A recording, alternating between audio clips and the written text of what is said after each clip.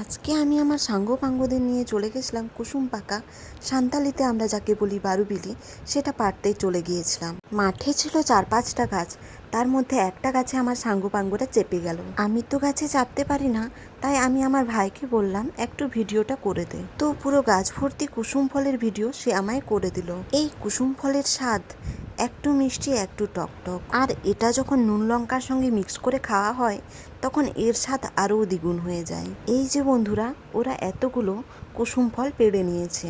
এরপর কুসুম ফলগুলো আমরা মাটিতে রেখে প্রত্যেকের জন্য এক এক করে ভাগ করে প্লাস্টিকে ভরে নিলাম, আর কিছুটা রেখে দিলাম এখন মিক্সচার করে খাবো বলে। আর এই কুসুম ফলের মিক্সচার বা মাখার জন্য আমাদের লাগবে নুন লঙ্কা আর 1-2 কোয়া রসুন। এরপর আমি সেটা ভালো করে বেটে নিলাম, আর আমার সাঙ্গপাঙ্গরা এই কুসুমের খোসাগুলো এক এক করে ছাড়িয়ে নিচ্ছিল। খোসা ছাড়ানো হয়ে গেলে এরপর ভালো করে মিক্স করে নিলাম। তোমাদের আমার এই কুসুম ফল পাড়া এবং মিক্সচারের ভিডিওটা ভালো লাগলে অবশ্যই লাইক কমেন্ট সাবস্ক্রাইব করে দিও বন্ধুরা।